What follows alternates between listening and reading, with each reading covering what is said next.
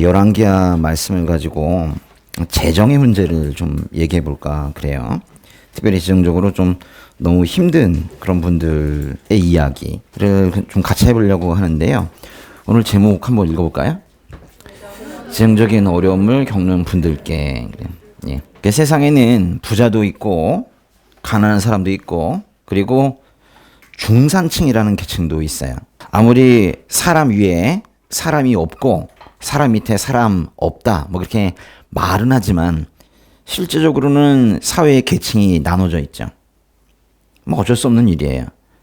초대교회처럼 가난한 사람과 부자들이 같은 공간에 모여가지고 서로 나누고 교제하고 그러면 뭐 그런 일도 없을 텐데 실제 세상에서는 그런 나눔이나 교제가 잘 이루어지지 않고 그래서 열매 없는 사회주의라는 것이 아직도 기승을 부리고 있는 거예요. 그러니까 사회주의가 아예 끊어지기가 어려운 거예요. 실제 현상을 보니까 계층이 나눠져 있더라 이런 얘기죠. 하층민, 중산층부터 그 부유한 사람들까지 그들의 삶을 그려내고 있는 책이 있어요. 무슨 책일까요?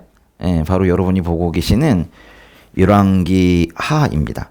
열왕기는 여러 왕들 이야기라는 뜻인데 여기에 엘리야, 엘리사라는 예언자 이야기도 상당 부분 차지하고 있어요. 그런데 이제 기원전 8세기, 9세기를 살았던 그 무사람들의 이야기가 등장합니다. 이제 왕들 이야기보다 평범한 사람들 이야기가 차지하는 거예요. 열왕기하 4장부터 앞에 6장까지 이래요. 4장 1절부터 6장 7절까지 평범한 사람들의 이야기가 자리 잡고 있어요.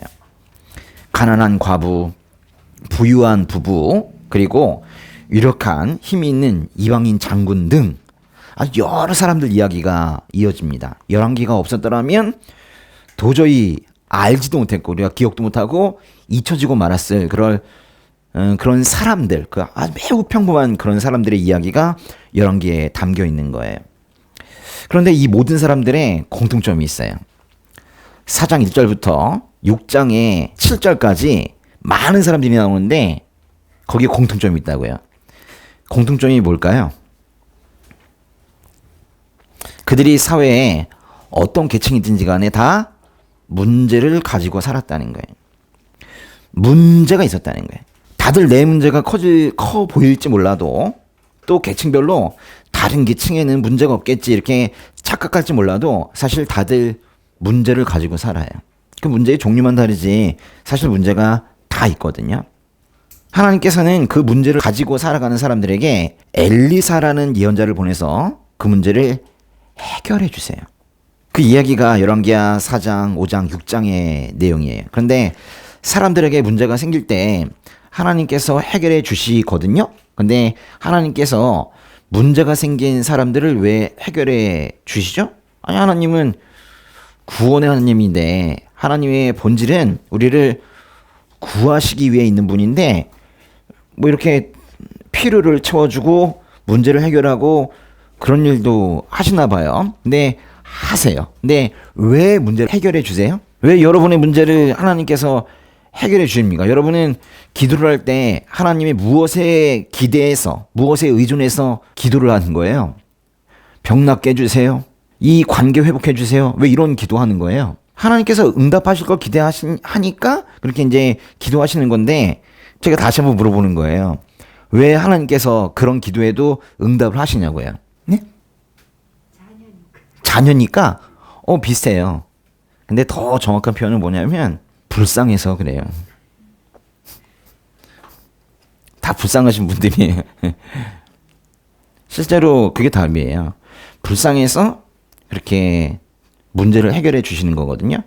원래 하나님은 원래 하시는 일이 문제 해결은 아니에요. 그게 문제가 아니라 오히려 구원이라는 아주 큰 열매를 맺게 하려는 거, 그게 이제 하나님께서 하시는 거기 때문에 문제 해결하고 뭐 구하는 거 주고 하는 게 그건 본질은 아닌데 엑스트라로 이렇게 하시는 거예요. 근데 하신다고요. 불쌍하니까요. 그래서 우리가 이제 앞으로 여러 이야기를 통해서 하나님의 긍휼의 도구가 되어 있는 엘리사 이야기를 보게 되는 거예요.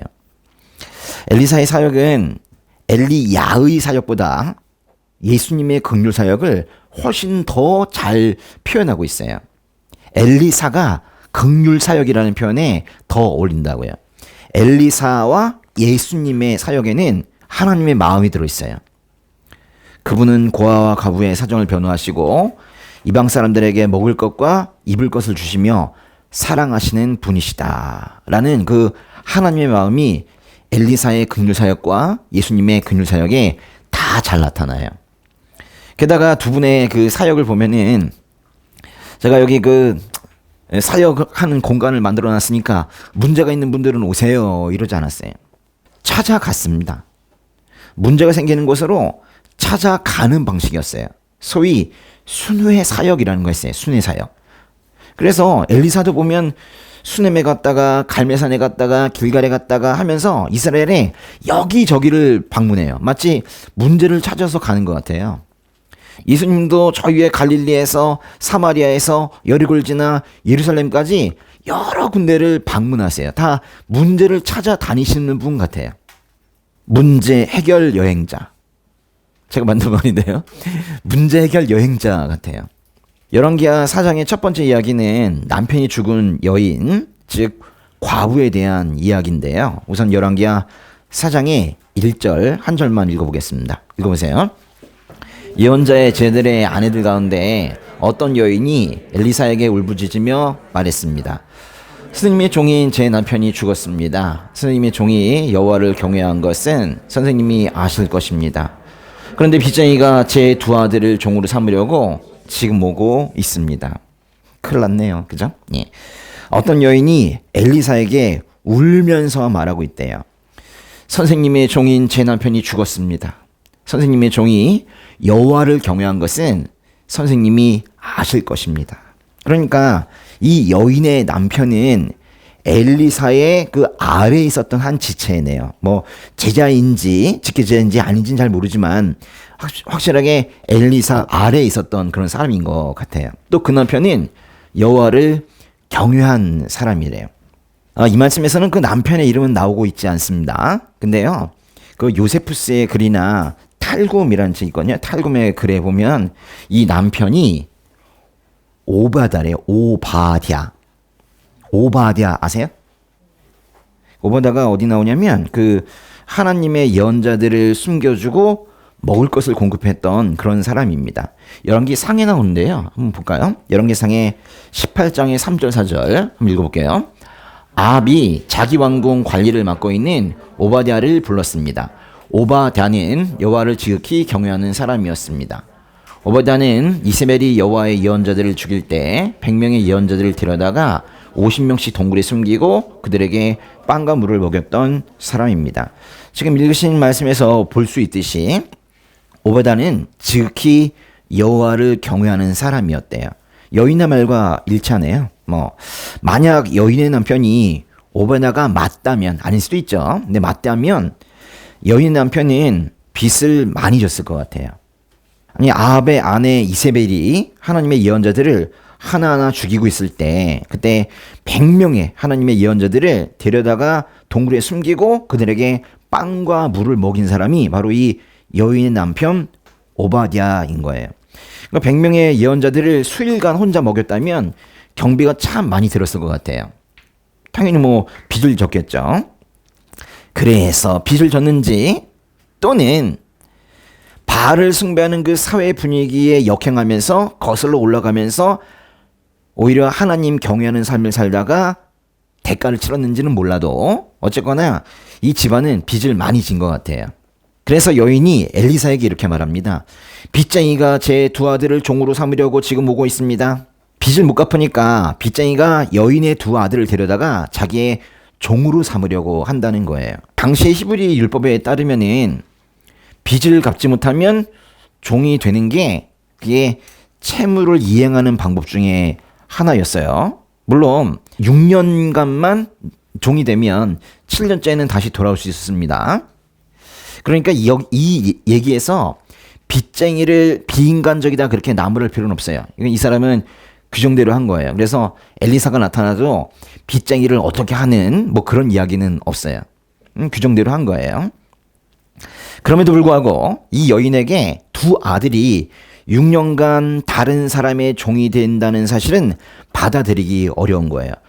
여인의 남편도 죽은 이 마당에 두 아들까지 뺏기고 나면 정말 혼자잖아요. 그죠? 집에 혼자 있어야 되잖아요. 누가 보호해요? 이건 정말로 절망적인 그런 상황이고 이 여인에게는 큰 문제이기도 합니다. 우리가 삶을 살면서 경험해서 알지만 사실 문제는 여러 문제가 겹쳐오죠. 그렇습니까? 그렇습니까?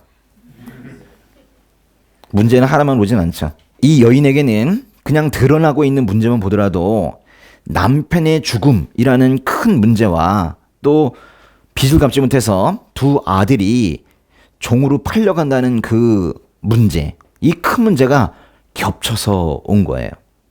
사실 저는 뭐 이 말씀을 보면서 저희 어머니 생각이 났거든요. 저희 집에는 빚이 많았고 또 아버지가 돌아가신 이후에 홀로 되신 어머니 앞에서 두 아들이 어찌할 바를 모르고 있는 상황이 너무 비슷했어요. 저는 그래서 다른 이야기처럼 들리지 않았는데요. 그 가장의 죽음과 집안이 흔들릴 만큼 큰 빚, 이런 이 가정의 문제는 사실 저에게는 먼 이야기처럼 들리지는 않았어요. 바로 저의 가정이 처했던 문제이고 사실은 이 시대의 많은 가정들이 가지고 있는 문제입니다. 가계 부채 엄청나죠. 다들 빚 없이 사는 것이 그게 이상할 정도로 빚 없이 사는 것이 부자라는 소리를 들을 정도로 그렇게 이상한 세상이 되었어요. 들어오는 수익은 한정되어 있는 상태에서 물가는 오르고 지출은 커지고 가끔 사고가 터져서 더 큰 지출을 하게 되면 당연히 빚을 지게 돼 있습니다. 이 시대의 가난이라는 것은요, 단순히 먹을 것이 없는 정도가 아니라 사실은 빚이 많아서 마이너스 인생이 되어 있는 그런 상태죠. 이럴 때 빚이 많을 때 어떻게 해야 돼요? 크리스천들은 빚이 많을 때 어떻게 됩니까? 다른 사람들 모르겠어요. 일단 우리부터 챙겨봅시다. 네? 크리스천들은 빚이 많을 때 어떻게 해야 되는 거예요? 빚부터 갚아야죠. 뭐 다른 게 없죠. 에? 빚부터 갚아야죠. 다른 거 챙길 시간이 없죠. 빚은 이자가 있거든요. 집안의 씀씀이를 줄이고 팔 수 있는 건 다 팔고 할 수 있는 일은 다 해서 어떻게든 빚을 빨리 갚아야 합니다. 빚을 빨리 갚아야지 가난하더라도 새롭게 그때부터 시작할 수 있어요. 빚 갚지 못하면 그냥 빚 갚느라 인생 허비하게 돼 있어요. 그래서 빚부터 빨리 갚아야 돼요. 모든 걸 다 팔아야 됩니다. 차 굴리면 안 돼요. 빨리 팔고 모든 걸 현금화 시켜서 빨리 빚부터 갚아야 돼요. 그런데 문제는 팔 수 있는 것도 없을 때예요. 팔 수 있는 것도 거의 없고 생활 능력도 부족할 때는 정말로 난감한 처지에 이르게 되죠. 아니 뭐가 좀 있어야지 팔아서 빚을 갚죠. 그러니까 이 말씀에서 오늘 말씀에서 나오는 그 두 아들은 팔 수 있는 존재는 아니죠. 아들은 파는 건 아니잖아요. 그러니까 이 여인에게는 정말로 아무것도 없는 것 같아요. 그런데 엘리사가 이 여인에게 뭐라고 말하는지 보세요. 열왕기하 4장이 2절부터 4절까지 3절 읽어보겠습니다. 엘리사가 그 여인에게 말했습니다. 내가 어떻게 도와주면 좋겠느냐? 집안에 무엇이 있는지 말해보아라. 그 여인이 대답했습니다. 선생님의 여종이 가진 것이라고는 기름 한 병밖에 없습니다. 엘리사가 말했습니다. 가서 내 이웃들에게 두루다니며 빈 그릇들을 빌려오너라. 빈 그릇들을 빌리되 조금만 달라고 하지 마라. 너는 내 두 아들과 집에 들어가 빌려온 모든 그릇에 기름을 붓고 가득 찬 그릇은 옆으로 놓아두어라. 엘리사는 분명히 여인을 돕겠다고 말해요. 내가 어떻게 도와주면 좋겠느냐 이렇게 묻잖아요. 사실은요, 우리가 이제 어려운 상황에 처해 있을 때 이런 말을 들을 수 있는 것 자체가 그것 자체가 사실은 은혜예요. 얼마나 도와줄지는 몰라도 누가 도와주겠다고 하는 거, 이것만큼 큰 은혜가 없죠. 그것도 하나님으로부터, 특별히 엘리사라는 하나님의 대리자로부터 이 도와주겠다는 말을 듣는 거, 이게 큰 복이에요. 엘리사는 정말로 도와주기 위해서 여인에게 이런 질문을 해요. 집안에 무엇이 있는지 말해 보아라. 뭐라고 말했다고요? 집안에 무엇이 있는지 말해 보아라. 아니, 도와주겠다고 하면서 여인이 집안에 가지고 있는 게 뭔지를 물어봐요. 엘리사도 여인이 가지고 있는 게 거의 없다는 거 분명히 알아요. 근데 그냥 물어보는 거예요. 그래도 조금이라도 있다면 뭐가 있느냐 이렇게 지금 묻고 있는 거예요. 그러자 여인이 대답합니다. 여인이 뭐라고 대답해요? 선생님의 여종이 가진 것이라고는 기름 한 병밖에 없대요. 요게 다래요. 그러자 엘리사는 그 기름 한 병으로 그걸로 시작해서 여인을 돕기로 하는 거예요. 그러니까 뭐 엘리사가 아무리 하나님의 예언자라고 하더라도 어디 다른 곳에서 돈을 만들어 오는 게 아니에요. 그 기름 한 병으로 이걸로 빚을 해결하려고 하는 거예요. 엘리사가 계속 말합니다. 가서 내 이웃들에게 두루 다니며 빈 그릇들을 빌려오너라. 빈 그릇들을 빌리되 조금만 달라고 하지 마라. 조금만 달라고 하지 마라. 빌릴 수 있는 대로 최대한 다 빌리라는 거예요. 빈 그릇을 빌리되 조금만 달라고 하지 말라. 사실 이게 결핍된 사람들은, 이거 조금 힘든 사람들은 음성과 행동도 위축되어 있는 경우가 많아요. 그래서 예언자의 말을 따라 빈 그릇을 빌려도 막상 이웃에 가서 빈 그릇을 빌릴 때는 조금만 빌려주세요. 이렇게 말할지 몰라요. 그냥 빌려달라고 하면 되는데 조금만 빌려주세요. 뭐 이렇게 말할지 몰라요. 엘리사는 그것도 다 알고 있는 거예요. 아마 하나님께서 알려주셨겠죠. 그래서 빈 그릇을 빌리되 조금만 달라고 하지 마라. 이런 주의를 덧붙인 거예요. 혹시 조금만 달라고 할까봐. 근데요, 사실 위축된 사람들에게 가능한 한 많이 달라고 이렇게 이웃에게 요구하는 거는 사실 그거 자체가 도전이에요. 엘리사의 말을 들은 여인이 어떻게 했는지 보실게요. 열왕기하 4장의 5절과 6절 한번 읽어보겠습니다. 그 여인은 엘리사 곁을 떠나 아들과 함께 문을 닫고 들어갔습니다. 두 아들은 그릇들을 그 여인에게로 가져왔고 그 여인은 계속 기름을 부었습니다. 모든 그릇이 다 찾아 그 여인이 아들에게 말했습니다. 그릇을 더 가져오너라. 아들이 대답했습니다. 남은 그릇이 없습니다. 그러자 기름은 더 이상 나오지 않았습니다. 여인은 엘리사의 말대로 빌린 그릇과 기름 한 병을 가지고 집으로 들어갔어요. 엘리사는 안 들어갔습니다. 지금 엄마와 아들 2명이 들어간 거예요. 생각해보면 이 집안에는 여인이 보유할 수 있는 모든 것이 총집결해 있는 것 같아요. 여인과 두 아들, 기름 한 병, 그리고 빌린 그릇들. 이게 이제 집안에 있는 거 다예요. 두 아들과 기름 한 병은 원래 여인에게 있었던 것이고 새로 들어온 건 빌린 그릇들인데요. 그 바로 빌린 그릇들이 하나님의 은혜의 도구가 되었던 거예요. 여인은 빌린 그릇에 기름을 붓기 시작했습니다. 이렇게. 그런데 한 병밖에 되지 않던 기름이 계속 흘러나오는 거예요. 그래서 빈 그릇에 기름을 채우고 또 다른 빈 그릇에 기름을 채우고 그랬어요. 빌린 그릇을 다 채울 때까지 기름을 부었어요.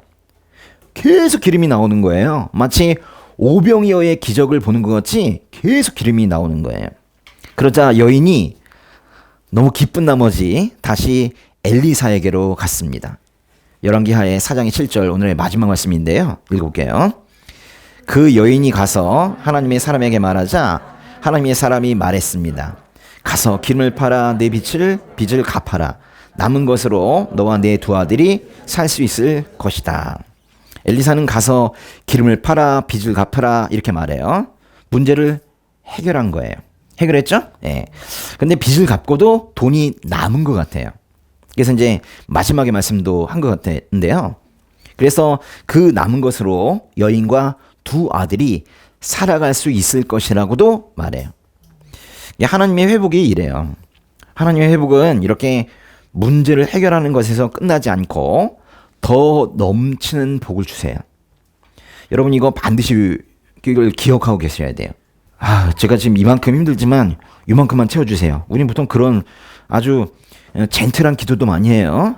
안 들어주셔도 괜찮습니다. 뭐 그런 이상한 기도도 많이 하고 하는데 하나님께서는 그 기도를 채우시고 응답하시고 더 넘치는 회복을 주시는 분이세요. 항상 그렇게 일하시거든요. 항상. 그걸 믿는 게 매우 중요해요. 하나님께서 일하는 방식을 꼭 아셔야 돼요. 빚을 갚는 것이 최종 목적이 아니었거든요. 하나님께서는 그냥 무조건 넘치게 하시는 게 아니라 근본적인 목적을 해결하려고 하시는 분이세요. 빚을 갚는 게 이 여인과 두 아들의 목적이 아니라 하나님의 목적은요, 이 여인과 두 아들을 살아가게 하시는 거거든요. 살 수 있게 하시는 거. 그게 바로 이제 이 하나님의 목적이기 때문에 하나님께서는 거기까지 가신 거예요. 이 이야기에서 중요한 것은 엘리사는 여인이 가지고 있는 기름 한 병으로 문제 해결을 시작했다는 거예요. 그 기름 한 병은요, 사실 훔쳐온 것도 아니고 이웃에게 빌린 것도 아닙니다. 그런데 이것이 바로 하나님께서 우리를 회복시키는 방법이기도 해요. 오늘은 우리가 하나님께서 일하시는 방식을 여러 가지 보네요. 너무 힘들 때, 특히 재정적으로 어려움을 겪을 때 우리는 기적을 바라면서 아유, 하늘에서 돈이 뚝 떨어졌으면 좋겠다. 하늘에서 돈이 그냥 막 쏟아졌으면 좋겠다. 뭐 그런 생각도 하고 어떤 때는 진심 섞인 농담도 하고 뭐 그렇게 말하고는 하지만 사실 회복은 그렇게 하늘에서 뚝 떨어지는 게 절대 아니에요. 갑자기 뭐가 나타나는 그런 게 아니라고요. 하나님께서는 그 결핍의 인생을 살고 있는 그 사람이 가지고 있는 거, 지금 현재 가지고 있는 거, 그것에 집중하는 거예요. 그래요. 가진 게 거의 없지만 그래도 마지막 남은 한 가지, 기름 한 병, 그것으로 문제를 해결하기 원하시는 거예요. 말하자면 하나님의 문제 해결은 외부적으로 되는 게 아니에요. 하나님의 문제 해결은 내부적으로 중심에서 시작된다는 거 꼭 아셔야 돼요. 이 안에서 시작이 되는 거예요. 그런데 또 중요한 것은 사람들에게 피해가 가지 않는 한 이 가난한 사람, 유축된 사람도 당당한 태도를 취하라는 거예요. 사람들에게 기름을 달라고 하면 꺼리는 사람이 많이 있었겠죠. 그래서 엘리사가 그거 얘기하는 거예요.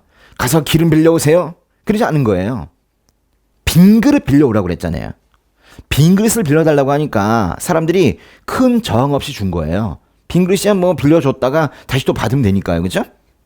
그런데 그것을 최대한 많이 빌리래요. 사람들에게 피해가 가지 않는 선에서 최대한 빈 그릇을 많이 빌린 거예요. 하나님의 지혜를 보세요. 수치스럽게 만들지 않으시면서 문제를 해결하려고 하시잖아요. 아쉬운 소리 하지 않으면서 문제를 해결하려고 하시잖아요. 그 많은 빈 그릇들은 바로 하나님의 은혜로 가득 찼어요. 결핍된 삶의 문제 해결은 내부적으로 시작이 되지만 결국 여기에 하나님의 은혜가 필요한 거예요.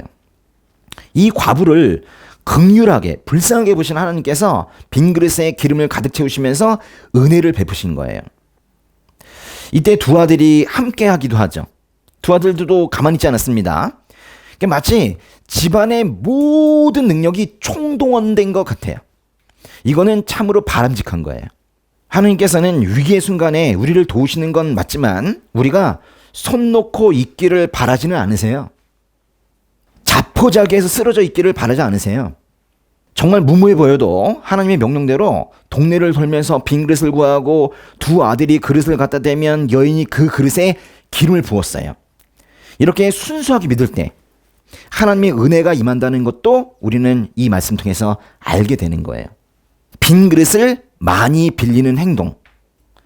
우리는 그 그릇에 기름이 가득 채워진다는 사실을 결국에는 알게 됐지만 사실 그릇을 빌릴 때만 해도 이 여인과 두 아들은 영문도 모른 채 어쩌면 지푸라기를 잡는 심정으로 하나님의 명령을 따랐을 거예요. 이건 믿음의 시험이에요. 믿음의 시험.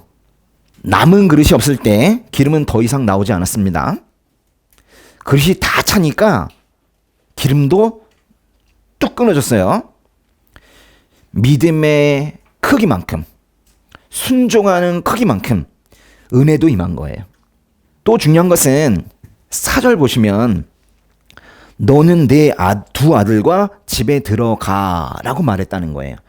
엘리사가요. 그래서 여인은 5절에 보시면 엘리사 곁을 떠나 아들과 함께 문을 닫고 들어갔어요. 아예 단절됐어요. 누구랑? 엘리사랑. 여인은 엘리사 곁을 떠났어요. 집안에는 이제 아들과 여인밖에 남아있지 않습니다.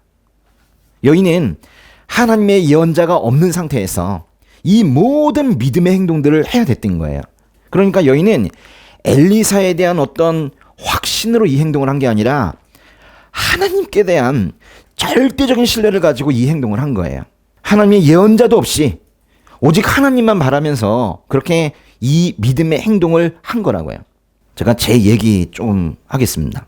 생각해보면 저는 어릴 적부터 뭐 중산층이나 소시민이라고 스스로 착각한 그런 하층민이었는데요. 제가 중간층인 줄 알았어요. 물론 저희 가게는 넉넉하지 않았지만 그래도 그 시골에서 기와 지붕을 갖춘 집, 응? 그런 자존심이 저에게 있었거든요. 근데 나중에 다 세련된 집들로 다 바뀌는데 저만 계속 기와집 이러면서 막 2층 집 다 올라가는데 저 혼자만 그러고 있었어요. 근데 큰 그 집의 재산이었던 그 비닐하우스가 화재로 불타고 집에 빚이 많다는 걸 결국 나중에 알게 되고 또 집에 재래식 화장실을 다시 보게 되면서 저는 제가 하층민이라는 사실을 인정할 수밖에 없었어요. 근데 저는 그 어린 나이에도 쓰러져 있지는 않았던 것 같아요. 제가 집안을 일으켜서 부유한 집안으로 만들 수 있다는 그런 생각했던 것 같아요. 그래서 일단 좋은 대학에 들어가야겠다 뭐 이런 생각했기 때문에 열심히 공부했었고 그 어린 나이에도 노는 건 나에게 사치다 뭐 이런 생각했던 것 같아요. 사실 대학교 들어가서도 좀 미팅 소개팅을 하지 않았었거든요. 이제 그런 것들은 좀 여유가 있는 사람들이 하는 거라고 생각했어요. 그 젊은 나이에 다른 것보다는 성공이라는 그 성공, 그 단어에 집착했던 것 같아요. 물론 그때까지는 하나님 몰랐습니다. 그냥 저 혼자 뛴 거죠. 바통을 다른 분에게 넘겨줘야 하는 그 계주를 저 혼자 달리고 있었던 거예요. 공부하고 일하고 강의하고 영업하고 뭐 그렇게 동분서주하면서 사회초년생 시절을 다 보냈어요. 집은 없었지만 집을 살 수도 있겠다라는 기대감도 가지고 있었고 노후 자금도 만들 수 있다고 생각하면서 이 땅에서의 마지막 시간들과 가족들을 위해서 뭔가 현재의 괴로움을 감내하기로 제가 스스로 다짐했어요.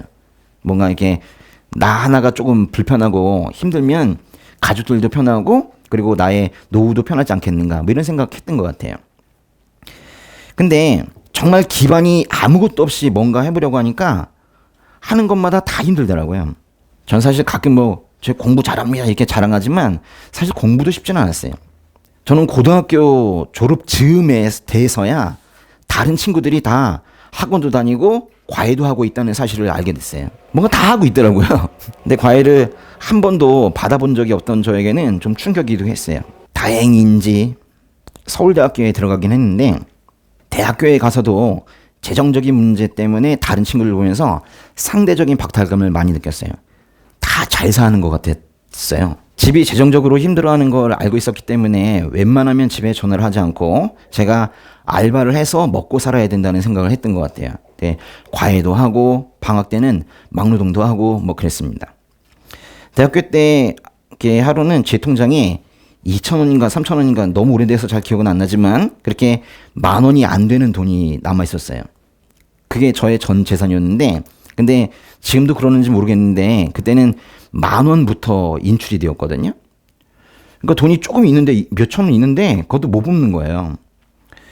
그날이 다 기억이 납니다. 근데 이제 제가 쓸쓸한 그 마음으로 그 학교의 도서관 밑을 이렇게 지나가고 있었는데 아무리 해도 안 뽑혀가지고 제가 몇 군데 갔었거든요. 그때 이제 제가 느꼈던 게 있어요. 아, 나를 도와줄 사람이 없구나. 세상에 이렇게 많은 사람들이 있는데 나를 도와줄 사람이 없구나. 내가 돈이 없으면 아무것도 하지 못하는 거구나. 이런 생각한 거예요. 네, 그렇다고 해도 제가 이제 친구들한테 돈을 꾸기는 싫었어요. 왜냐면 어차피 못 갚을 것 같았거든요. 이게 저의 자신심도 있었지만 사실 괜히 갚지도 못할 돈 꿨다가 친구마저 잃을 것 같았어요. 그래가지고 제가 못 꿨어요. 대학교 2학년 마치고 제가 군대 갔어요. 좋았어요. 밥이 잘 나왔어요. 뭘 하지 않아도 그냥 밥을 계속 줬으니까 얼마나 좋았겠어요. 그 고백하는 친구들이 많이 있었어요. 논사훈련소 지나서 광주에 그 상무대에서 폭파 교육을 받았어요. 폭파병. 예. 그 있잖아요. 그 뭐 이렇게 전쟁 나면 이렇게 옆에 바위 같은 거 터뜨려가지고 길 막고 하는 거 있죠? 그리고 다리 끊어놓는 거, 그래가지고 탱크가 못 오게 하는 거, 뭐 그런 거 했었어요. 거기서 또 얼마나 열심히 했는지 제가 1등으로 수료했어요. 남들 잘 때 화장실 가서 그 폭약량 계산하는 거 있죠? 다이나마이트, 뭐 TNT 몇 킬로그램 넣어야지 바위가 제대로 부서지는지 그 계산하는 거 연습하고 막 그랬어요. 그리고 이제 철원의 청성부대라는 그 부대에 배치됐어요. 근데 집에서 한 번도 면회를 오지 않는 거예요. 원래 이제 면회 한 번씩은 오시지 않습니까? 저희 집은 한 번도 면회를 오지 않는 거예요. 제가 면회를 와야지 그나마 그 시내라도 외박이라도 나갈 수 있는데 면회를 안 오시는 거예요. 심지어는 영리 면회 있죠. 그것도 안 오시는 거예요. 그래서 제가 하루는 집에 전화를 걸어서 면회 한번 오세요. 제가 이렇게 말을 했거든요. 그랬더니 이제 차 팔았다. 그러시는 거예요. 그때 차가 무슨 차였는지 기억이 잘 안 나는데 저희가 처음에 샀던 게 트럭 샀어요. 그 트럭 샀다가 나중에 뭐 이렇게 좀 큰 차를 샀었는데 그때는 그게 뭐였는지 잘 기억이 잘 안 나는데 어쨌거나 차를 팔아서 못 오신다는 거예요. 사실 오기는 좀 힘든 그런 곳이었거든요. 제가 근데 이제 그때 알았죠. 야, 내가 이 군대 있는 동안에 집이 차를 팔아야 할 만큼 형편이 많이 안 좋아졌구나. 이제 그런 생각을 이제 그때 했죠. 그게 IMF 때였어요. IMF. 97년, 98년 그때. 그러니까 제대했어요, 제가. 제대하고, 예, 정신 못 차리고. 예, 사실 정신 차린 건가? 모르겠다. 소설가가 되려고 했어요. 글을 쓰기 시작했어요. 그때 글 또 많이 썼어요. 그 전에도 글 많이 썼었는데, 제대하고 더 많이 썼어요. 글을 쓰고 있다가, 근데 이제 문득 이런 생각이 들었어요. 소설가가 되면 가난해질지 모르겠다. 근데 이제 좀 괜찮았거든요. 근데 이제 가정을 이루면 그 가난이 나 혼자만의 문제가 아니구나. 그런 생각이 든 거예요. 왜 가족들이 나 때문에 그 가난이라는 것을 같이 경험을 해야 되는가.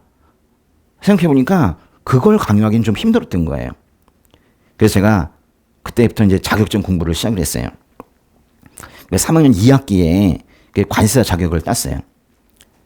그때도 수석했어요. 근데 제가 이거는 왜 얘기하냐면 이건 기분이 되게 좋아요. 그건 이제 다른 것들은 합격 약발? 뭐 그런 게 있어가지고 금방 사라지는데 이건 상당히 지금도 기분이 좋아요. 이게 뭔가 이렇게 저에게 자랑으로 남아있어요. 오래 가는 것도 있어요. 이렇게. 아마도 이게 평생 갈 것 같긴 해요. 아무튼 그렇게 이제 관세사 자격을 따고 4학년 1학기부터 학교 공부하면서 일도 했어요. 저는 상당히 사회생활을 빨리 시작했어요. 그리고 이제 7학기에 졸업했어요. 그럼 우리가 조기 졸업이라고 합니다. 7학기에 졸업을 하고 그리고 정식으로 이제 관사 일을 시작을 했어요. 그리고 29살에 관사 사무소를 개업을 했어요. 29살에. 그러니까 어린 사장이 된 거예요. 직원들이 뭐 거의 다 저보다 나이가 많았습니다. 제가 제일 어렸고. 저는 관사 일을 하다가 점점 규모를 키워서 운송회사 차리고 싶었거든요. 처음에는 뭐 버스 회사, 택시 회사, 또 트럭 회사 뭐 이런 거 있죠. 그러다가 이제 나중에는 국제 항공기 있죠. 네, 그런 것들은 이제 화물계를 하는 그런 회사 차리고 싶었었어요. 근데 이제 그 모든 영업이 사실 인맥에 있다 보니까 관사 일도 만만치 않은 거예요. 제가 할 수 있는 건 이 회사 저 회사 무지하게 찾아다니면서 그야말로 무작정 영업하는 거 있죠. 무작정 영업. 그거 했었어요. 그러다가 이제 무역협회에서 강의를 하게 되었는데 사실 뭐 제가 지원했습니다. 거기 가면 또 사람들 만날 수 있을까 싶어가지고. 네. 무역협회에 가서 이제 제가 강의하면서 그 많은 무역협회 회원사들, 그냥 기업들을 만나게 됐어요. 그 중에 제 고객이 된 사람들도 많이 있습니다. 처음에는 뭐 얘기 안 하다가 나중에 저기 뭐 통관하신다면서요? 뭐 이러면서 이제 갑자기 전화가 오고 뭐 그랬어요. 근데 이제 기본적으로 돈이 되는 큰 물량이 있어요. 예? 비용만 많이 나가는 거 말고 정말로 조금만 해도 큰 돈이 되는 게 있어요. 네. 그런 것들은 저에게 오지 않더라고요. 그런, 우리가 보통 이제 물량이라고 하는데, 그런 큰 물량은 그 큰 회사의 사장님의 힘이거나, 또는 임원의 힘이거나, 또는 그 지역의 국회의원의 힘이거나, 또는 그 지역의 지자체 장의 힘이라는 걸 알게 되었을 때, 제가 좀 많이 지쳤어요. 아, 해도 안 되겠구나. 그리고 했는데도 그런 사람들의 입김 때문에 금방 넘어가기도 하고 막 그랬어요. 제 친구들은 다 역사 전공이고, 선후배가 다 역사 전공이고, 그리고 친척들은 모두 시골에서 농사 짓거나 또는 식당을 하거나 겨우 그 정도였거든요. 제가 비빌 언덕이 하나도 없는 거예요. 비빌 언덕이 하나도 없고 매우 낮고 뭐 그랬어요. 그리고 처음에 제가 사업 계획 세웠던 뭐 그런 것들은 하나도 이루어지지 않았습니다. 사업 계획은 안 돼요. 그러나 꾸준히 영업해서 이제 고객도 어느 정도 늘어나긴 했습니다. 그리고 이른 나이에 대학교 강의도 나가고 그랬어요. 그리고 시험 출제위원도 하기도 하고 그랬어요. 아주 어린 나이부터. 그래서 제가 그때 어린 나이에 뭔가 이루어야 된다고 사람들에게 막 큰 소리 치고 막 그랬어요. 그러면서 이제 제가 뭔가 될 것 같다는 생각이 들었어요. 야, 이제 될 것 같다. 그러면서 이제 사람들도 이제 연락도 많이 하고, 뭐 사람들 연락처가 얼마나 많았는지요. 다 연락하고 막 그랬어요. 생글생글 연락하고 그랬어요. 근데 이제 그렇게 이리 뛰고 저리 뛰고 하는 동안에 제가 점점 지쳐가는 거예요. 제가 이제 말로만 듣던 그 쌍코피 있죠? 그걸 제가 실제로 흘렸어요.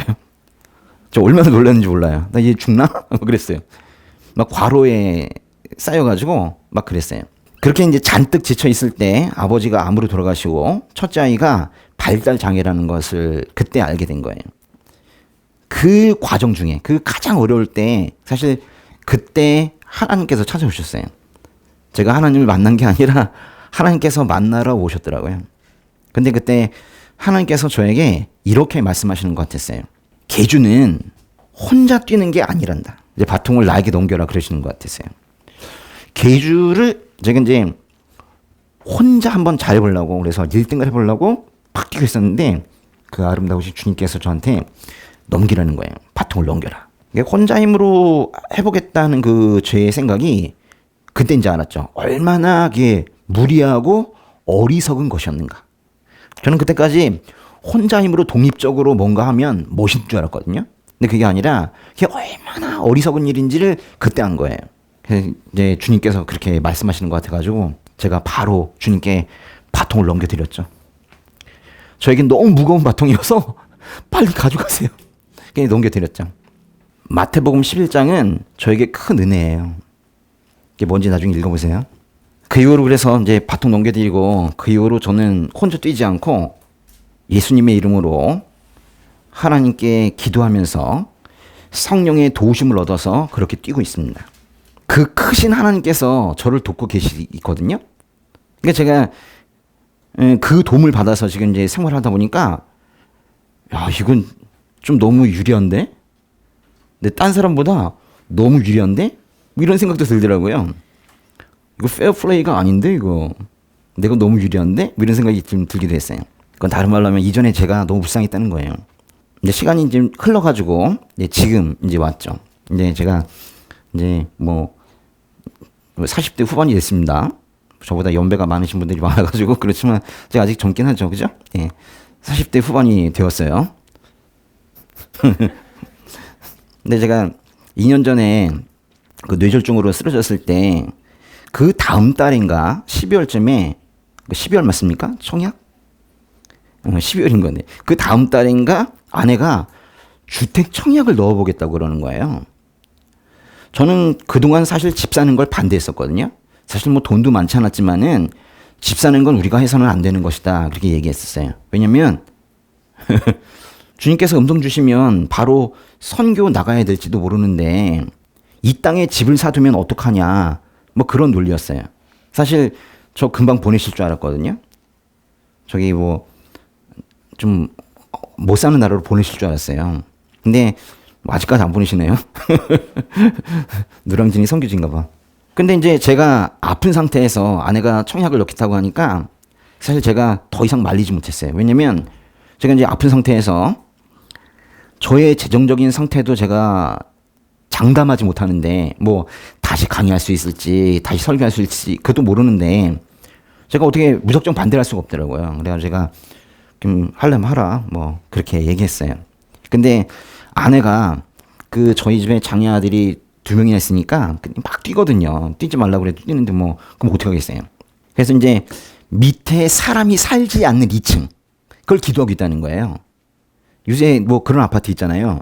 그 1층에 뭐 그냥 텅 비어 있고 2층부터 있는 고른 2층 있죠. 그거를 원하고 있더라고요. 아주 영악해. 1층도 아니고 2층, 그 사람이 살지 않는 2층을 그렇게 이제 기도하고 있다는 거예요. 저는 그때 살고 있던 집도 사실 하나님께서 주신 집이라고 믿고 있었기 때문에 이제 집을 옮기시려나 보다 그렇게 생각을 한 거예요. 아내에게 그 생각을 줬다면 뭐 분명히 하나님께서 주신 생각이 아닐까 뭐 그런 생각했어요. 근데 이제 저는 청약이 얼마나 어려운지 뭐 그런 건 생각 안 하고 하나님께서 이번에 집을 주시겠구나. 청약이 되겠구나. 뭐 그렇게 생각했어요. 근데 청약이 한 번에 됐어요. 태어나서 처음 해본 청약인데 그냥 된 거예요. 그냥 전 근데 됐다는 얘기를 듣고 너무 저에 대해서 너무 놀랐어요. 당연한 거 아닌가? 하나님이 하시는데 당연한 거 아닌가? 뭐 그렇게 생각하고 있더라고요. 뭐 이렇게 기쁜 거나 뭐 이런 게 아니라 당연하지 뭐. 근데 이제 어디로 옮겨가는 거지? 뭐 이렇게 생각했어요. 내년에 입주해요. 제가 결혼할 때만 해도 통장에 500만 원 있었거든요. 결혼할 때 500만 원 있었는데 그게 결혼식 자금도 사실 잘 안 됐어요. 근데 그 정도로 이제 제가 돈이 없었는데 저도 이제 서울에 집이 생겼어요. 근데 아내의 기도와는 달리 2층이 아니라 3층인 거예요. 좀 이상하잖아요. 근데 보니까 1층은 없고 2층이 어린이 도서관이고 3층이 저희 집이더라고요. 그냥 도서관이 아니고 어린이 도서관은 애들이 그냥 저녁에 다 집에 가요. 그러니까 정말로 저녁에는 아래층에 사람이 없는 그런 층을 주셨더라고요. 또 당연한 거 아닌가 뭐 그런 생각했는데 그러니까 저희 가정을 정말 극률하게 보시고 극률하게 불쌍하게 보시고 그 기도를 아주 구체적으로 신실하게 응답하시는 하나님을 경험한 거예요. 그러고 나서 저희가 또 무릎을 탁 꿇을 수밖에 없었습니다. 아무것도 없다고 생각했던 저에게 집도 생기고 차도 생겼어요. 차도 2대 있어요. 저희 애들도 들고 가고 저도 출근하려면 그래서 많아요. 저는 차도 많아요. 장애아도 2, 차도 2. 그래요. 그러니까 아무것도 없다고 생각했는데 사실 하나님께서 저에게 주신 게 있었어요. 가르치는 은사를 주셨더라고요. 생각해보니까 심지어 제가 하나님을 모를 때에도 그 가르치는 은사로 하루 3끼를 먹게 해주신 거예요. 그게 뭐 설교만 하게 하신 게 아니라 그걸로 그 이전에도 제가 심지어는 하나님을 부르지 않을 때에도 기도를 하지 않을 때에도 하나님께서 저를 보시고 저의 밥을 챙기고 계시더라고요.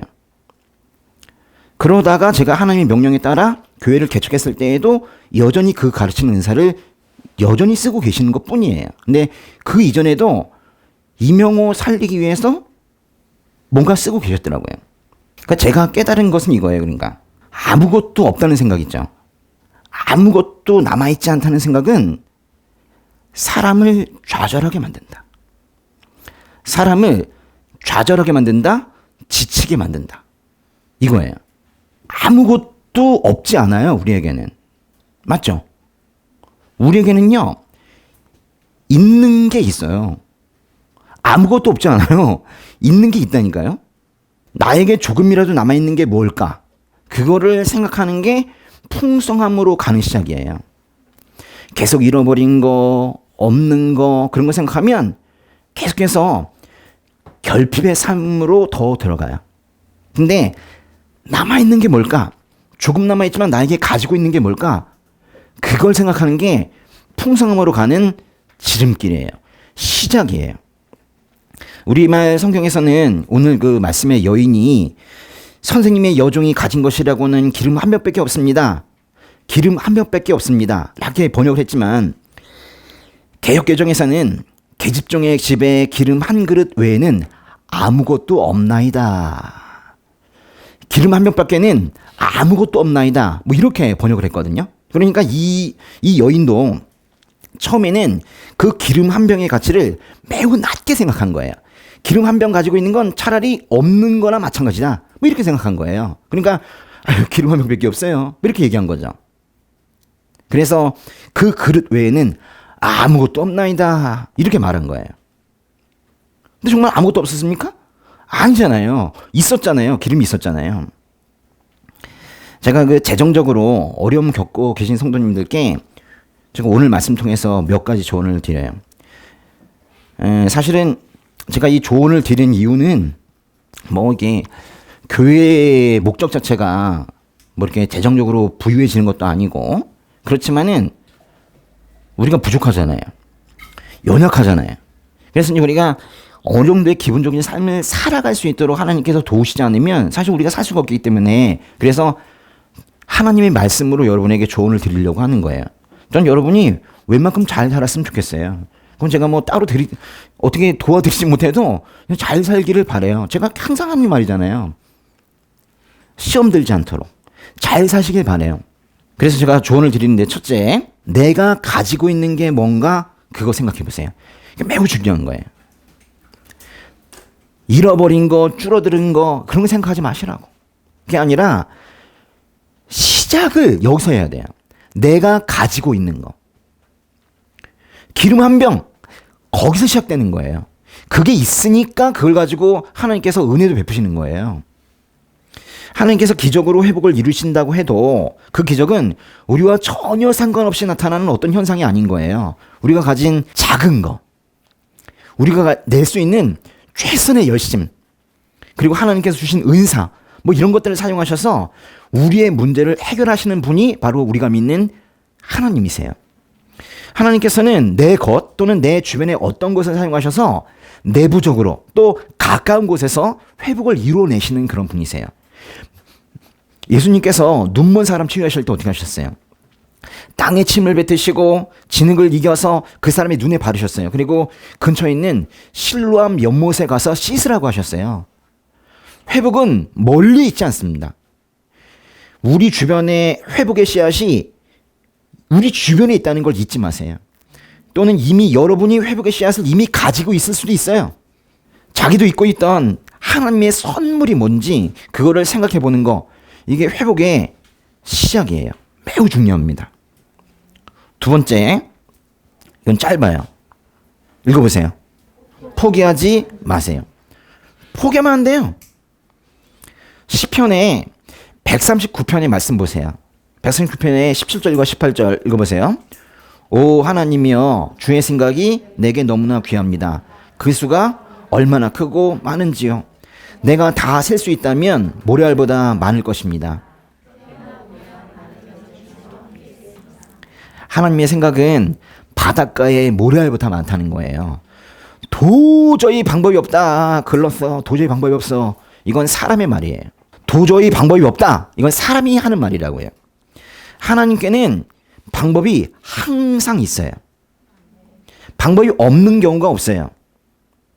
아무것도 없는 것에서 이 세상을 창조하신 분께서 말씀하시잖아요. 그래서 하나님께서 만약에 어떤 사람에게 포기하라 그렇게 말씀하시기 전까지는 지레 겁먹고 스스로 포기해서는 안 돼요. 자포자기 이런 거 우리 삶에 없는 거예요.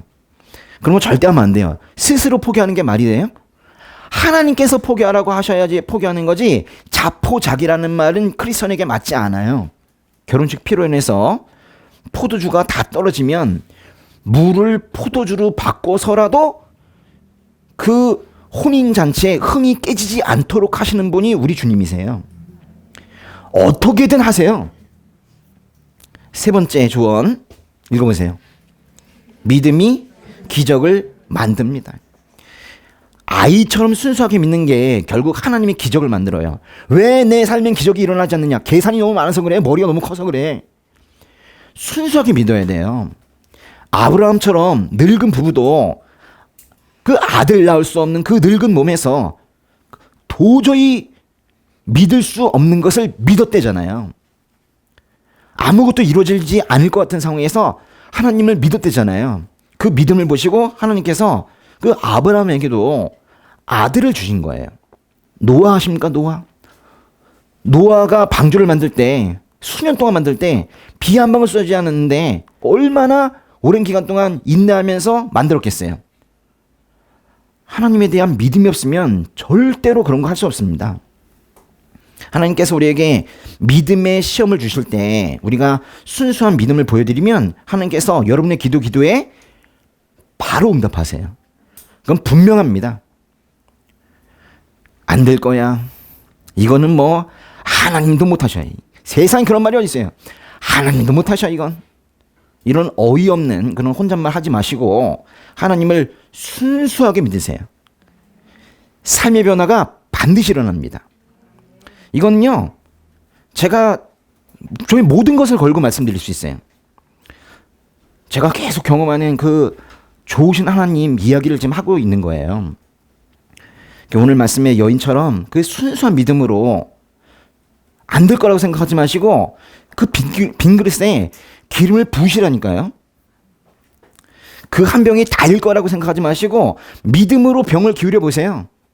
사실 우리에겐 기름 한 병밖에 남아있지 않는 게 아니라 사실 하나님이 계세요. 우리에게 기름 한 병밖에 남아있지 않습니다. 기름 한 병밖에는 아무것도 남아있지 않습니다. 얼마나 이게 사실 무슨 얘기예요? 하나님이 계시잖아요. 하나님이 도우시면 기름 한 병 그걸로도 우리의 삶이 다 변화될 수 있는 거예요. 재정의 문제뿐만이 아니라 여러분의 삶의 문제에 하나님께서 가까이 다가가셔서 과부의 기름 한 병이 흘러넘치게 되듯 그 삶에 은혜가 퐁퐁퐁퐁 쏟아지기를 바라요. 우리는 약해서 하나님의 도움 없이는 도저히 살아갈 수 없는 그런 인생이에요. 그래서 우리가 만약에 하나님께 도와주세요 이렇게 기도한다면 그거 당연한 거예요. 잘하고 계시는 거예요. 우리가 뭐 그거 말고 뭘 도와겠습니까? 도와주세요 말고. 에? 진심으로 또 순수한 믿음으로 또 순종하는 믿음으로 그 하나님께 그렇게 기도 드리시기 바라요. 그래서 여러분에게 갑자기 닥친 그 삶의 문제가 하나님의 은혜로 깨끗하게 아주 깨끗하게 말끔히 그렇게 해결되기를 주님의 이름으로 축복합니다. 네, 기도하겠습니다. 아버지 은혜 감사합니다. 아버지 전에 나와 이렇게 예배드리고 있는 이 형제 자매들을 기억하시고 이들의 각각의 삶 속에 나타나 있는 그 문제들을 아버지께서 잘 아시니 시간이 걸리더라도 차근차근 해결하여 주시옵소서. 그 과정에서 아버지께서 그 지체들을 그 문제 해결을 기도하고 있는 그 사람을 사용하셔서 그 문제를 해결하고자 하신다는 것도 이들이 명확하게 알게 하여 주시옵소서. 우리 크리스천들의 입에서 더 이상 아무것도 없나이다 이런 말이 나오지 않게 하시고 아버지께서 선물로 주신 그 하나 남은 것 그것을 기억하게 하시고 무엇보다도 우리 형제님들 자매님들 옆에 아버지께서 계시다는 것을 잊지 않게 하여 주시옵소서. 아버지 도와 주시옵소서. 예수님의 이름으로 기도드렸습니다.